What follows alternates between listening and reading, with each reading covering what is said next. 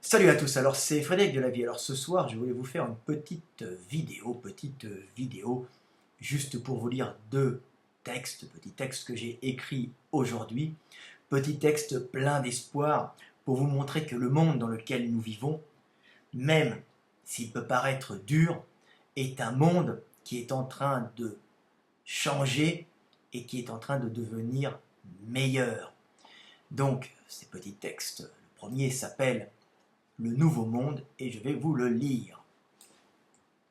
Les grandes villes attirent les hommes qui s'échangent en elles du savoir, de l'information et leur puissance de travail pour dans l'union créer, bâtir et s'enrichir.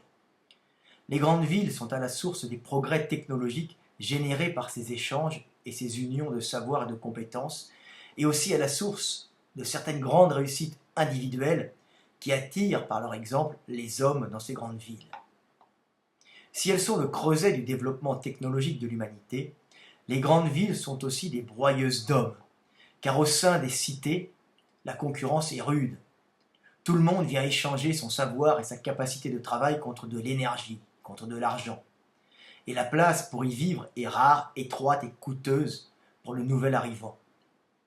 Ainsi, bien des hommes, faute d'avoir pu échanger ou vendre leur savoir et leur force correctement, se retrouvent dans la solitude des grandes villes, loin de leur structure familiale et villageoise, ou de leur structure tribale ou communautaire, dans le dénuement le plus complet. Isolés au cœur des villes, sans possibilité de manger et de se nourrir correctement, commence alors pour eux la chute inéluctable vers la maladie, la drogue, la clochardisation, la délinquance, la prison ou la mort. Les villes génèrent donc une concurrence intense, où seuls les plus forts s'enrichissent. Les autres, servant de main-d'œuvre servile et bon marché aux maîtres, qui payent ces pauvres esclaves pleins d'illusions et de désirs de reconnaissance, juste de quoi manger et se loger hors de prix dans des trous à rats.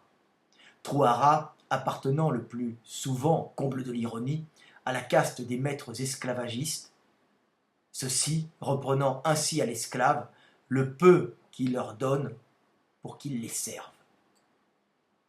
La grande cité est ainsi le centre où s'échangent tous les savoirs du monde et d'où émergent toutes les innovations qui participeront au développement de l'humanité. Mais cela se fait par une terrible élimination des plus faibles, des moins sociaux et des moins intelligents. Ce système efficace et cruel, attirant les hommes au sein des cités pour en tirer l'énergie et le savoir, glorifiant les plus efficaces et les plus intelligents tout en éliminant sans pitié les faibles et les moins adaptés, a permis la spectaculaire progression technique de l'humanité. Mais par les techniques même qui génèrent, ce système cruel est en train de se modifier et s'est condamné lui-même à disparaître. Depuis l'arrivée d'Internet et du développement des réseaux sociaux, conçus par les hommes au sein des villes, les hommes n'ont paradoxalement plus besoin de s'agglutiner dans les cités pour y échanger leur savoir et leurs compétences et pour y faire fortune, se libérant ainsi du coût exorbitant du logement citadin, de loin la première cause de la situation précaire et d'asservissement des esclaves. Grâce à Internet et à ses réseaux sociaux, les hommes peuvent maintenant s'échanger entre eux de l'information sans être obligés de s'agglutiner dans les mégapoles. La décentralisation, par le retour à la vie villageoise ou dans les cités moyennes, s'est donc amorcée par les innovations créées au sein des mégapoles. Et le nouvel homme, loin des grandes villes, reste connecté au monde grâce aux réseaux sociaux et au flux d'informations générés par Internet. Ainsi, au cœur de son petit village, dans son cadre familial et communautaire, le nouvel homme peut s'enrichir du savoir du monde et diffuser son expertise sur la terre entière pour se faire connaître et en vivre.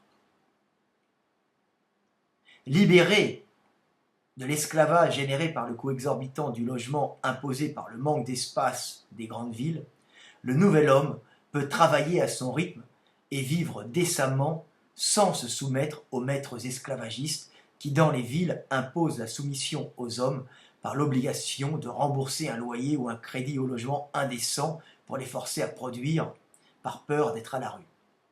Le nouveau monde de liberté et d'échange, de savoir est en train de naître sous nos yeux. Un nouveau monde de liberté, généré par l'ancien monde qui, lui, s'était établi sur la hiérarchisation des hommes et leur soumission aux plus puissants. Voilà, petite vidéo plein d'espoir pour vous montrer qu'en fin de compte, nous vivons un tournant spectaculaire dans, en fin de compte, l'humanité, dans la vie des hommes. Nous allons bientôt vivre mieux grâce aux réseaux sociaux que nous avons générés, que l'humanité a générés, et qui permet au savoir de s'échanger sans être obligé de venir s'agglutiner et souffrir dans les mégapoles. Nous allons pouvoir rester dans un cadre plus agréable, plus familial, plus villageois, un cadre de petite ville, plus humain, dans lequel nous resterons connectés au monde entier et nous pourrons échanger, apprendre et gagner notre vie. Voilà, petite vidéo qui, je l'espère, vous fera comprendre que le monde est beau et qu'il s'améliore, même si parfois il est difficile. Alors j'ai un deuxième petit texte à vous lire, suite au premier.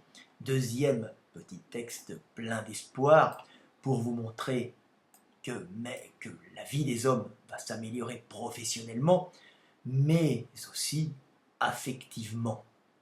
Alors ce petit texte s'appelle « Éloignement et rapprochement ».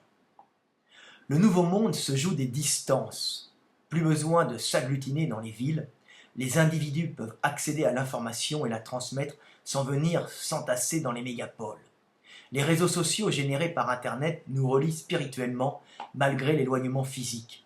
Et les hommes de tout lieu peuvent à distance s'unir dans des projets communs, qu'ils soient intellectuels, économiques ou affectifs. Ainsi, le nouveau monde voit les individus s'unir spirituellement à distance avant de concrétiser dans le réel ce qu'ils ont commencé dans le virtuel, et par là bâtir le monde et parfois continuer la vie. Alors ce petit texte vous explique, par ce que j'ai observé, que nous pouvons en fin de compte nous unir à distance, créer des sociétés par affinité, grâce aux réseaux sociaux, rencontrer des gens dans le virtuel qui n'est pas si virtuel que ça en fin de compte, mais sur les réseaux sociaux, rencontrer des gens, voir si on a des points communs, échanger notre savoir, et parfois après aller les rencontrer pour générer du business, créer des affaires qui nous feront vivre, ce qui est formidable. Plus besoin d'aller dans les villes, d'essayer de trouver des gens par le contact physique. Nous le trouvons ici sur le net avec cette capacité d'avoir accès à une quantité bien plus importante de relations, et dans ces relations, choisir celles avec qui on sent qu'on va pouvoir s'entendre. Alors ceci est au niveau professionnel comme je l'ai vécu, mais je regarde autour de moi, il y a aussi des relations affectives qui se nouent grâce aux réseaux sociaux. Alors bien sûr, je ne parle pas des Tinder ou des sites de rencontres, non, je parle des réseaux sociaux classiques où les gens communiquent, parlent de passion, parlent de travail, comme Facebook, comme même YouTube, qui peut après générer des gens qui vont sur le Facebook de la personne qui a fait un YouTube, et là, on voit naître des amitiés, amitiés parfois superficielles, amitiés parfois profondes qui durent, mais aussi on voit naître des couples qui parfois continuent la vie. Voilà, petite vidéo pour vous expliquer que le monde change et qu'il change parfois en mieux, et nous voyons que la technologie facilite enfin la vie des hommes et nous éloigne des réseaux d'influence des puissants qui nous mettaient en esclavage, qui nous mettaient en servage. À bientôt, c'était Fred Delavier, petite vidéo pleine d'espoir, petite vidéo du soir. Salut à tous!